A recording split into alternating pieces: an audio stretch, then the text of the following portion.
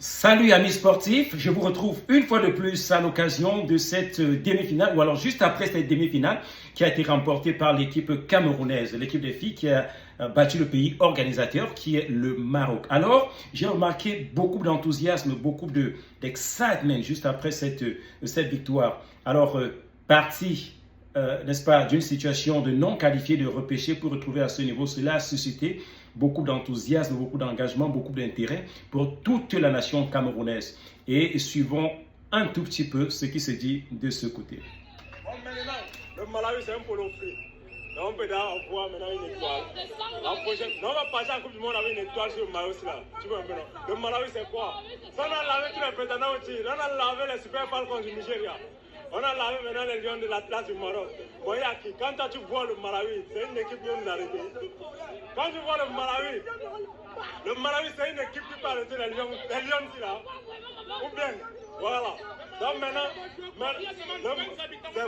bon. Donc on est d'accord maintenant. La canne là, c'était un polo free depuis. Le micro, la canne c'était un polo free depuis le début. Voilà, on a que la canne c'était un polo free. Alors, voilà l'erreur que nous ne devons pas commettre en réalité, de penser que c'est déjà un acquis. Parce que je sais que c'est l'état d'esprit général de tout le peuple camerounais aujourd'hui, à penser que c'est déjà quelque chose d'acquis, on a gagné cette finale. Je voudrais vous ramener un tout petit peu en arrière dans l'histoire du football camerounais. Suivez mon parcours. En 1990, pour la CAN 1990, Coupe d'Afrique des Nations, version masculine, à la Coupe des Nations, il y a un échec total de l'équipe du Cameroun. Alors, quand ils vont au mondial, en juin 1990, du côté de l'Italie, ils ont perdu. Il n'y a aucune attente d'eux. On n'attend rien de ces gens-là. On sait qu'ils ont perdu déjà. Vous vous souvenez bien ce que j'ai dit, c'est là. On n'attend rien. Ça veut dire que l'attente, elle était très basse. Et le résultat, pendant la Coupe du Monde, elle était quoi? Le résultat était très élevé. Alors, ils ont gagné parce qu'on ne les attendait pas du tout. Il n'y avait pas une pression du tout. Alors, fast forward. Allons maintenant, juste après le mondial de 90, les Lions vont en 92 à la Coupe des Nations. Je crois que c'était au Sénégal.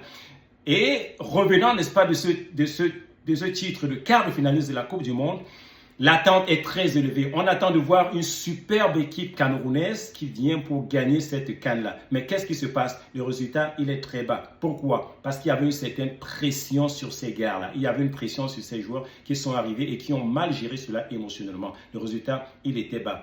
Fast forward, avançons en traversant les étapes de 2008, 2010, 2014, allons à 2017. L'équipe de 2017 était une équipe qui était abandonnée à elle-même. On ne comptait pas sur elle, pas du tout, on ne comptait pas sur elle. Alors l'attente, elle était très basse. Et quand l'attente est basse, les joueurs en réalité sont plus libres de s'exprimer. Il n'y a pas de pression médiatique, il n'y a pas de pression des autorités, il n'y a pas de pression de la famille. On n'attend rien de vous, on va juste participer. C'est ce qu'ils ont fait en 2017. Et parce qu'il n'y avait pas cette pression, qu'est-ce qui s'est passé? Attente basse, résultat élevé.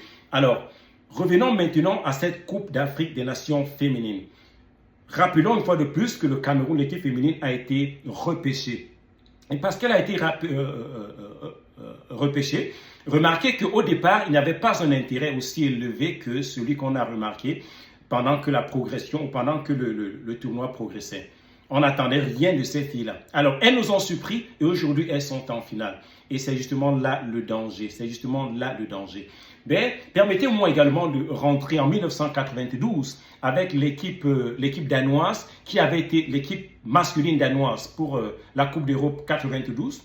Le Danemark qui avait remplacé l'équipe de la Yougoslavie à cause de la guerre qui se vissait de ce côté-là. Le Danemark avait été repêché, qui s'était présenté à cette Coupe d'Europe et qui l'avait remporté. Donc, de situation de quelqu'un qui est mal élevé, qui est invité à la table des grands et qui vient et qui leur enseigne comment manger.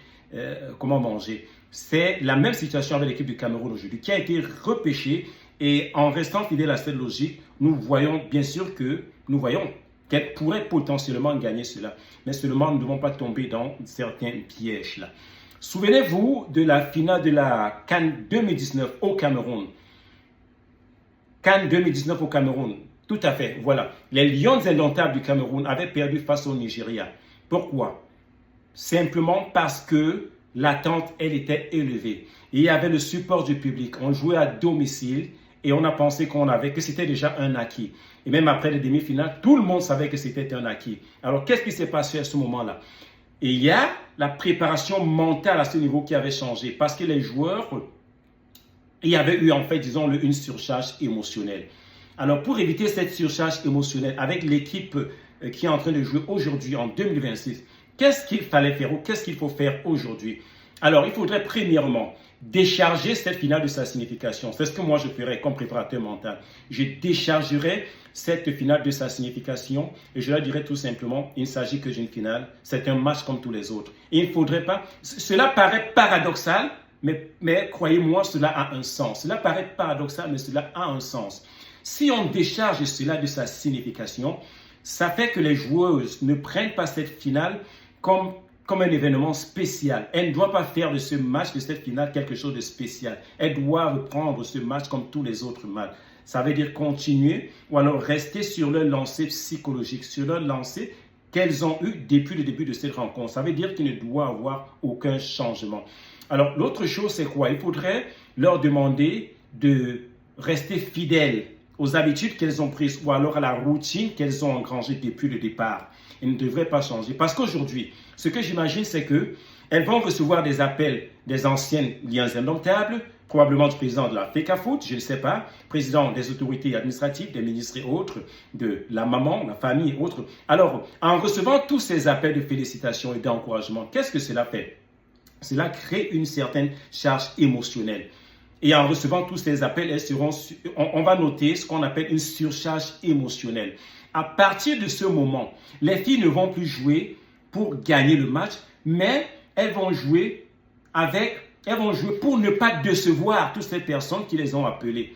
Alors, à partir du moment où elles jouent pour le résultat, qui est celui de ne pas décevoir ces personnes-là, elles vont oublier tous les outils que l'on utilise pendant le processus.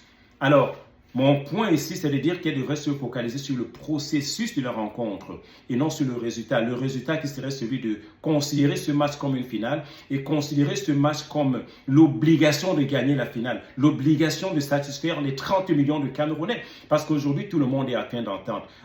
Tout le monde est en train d'attendre de ces filles. Tout le monde va appeler. Ceux qui peuvent appeler vont le faire pour pouvoir les encourager, leur dire voilà, nous avons vu et il ne faudrait pas lâcher. Et c'est justement l'erreur qu'il ne faudrait pas le faire. Alors, deuxième chose que je ferais, ce serait de protéger ces filles de l'extérieur. C'est d'ailleurs le danger, le problème que nous avons eu en 2019 quand le Cameroun, l'équipe féminine camerounaise, a perdu la finale contre le Nigeria. Elles avaient été exposées à l'extérieur.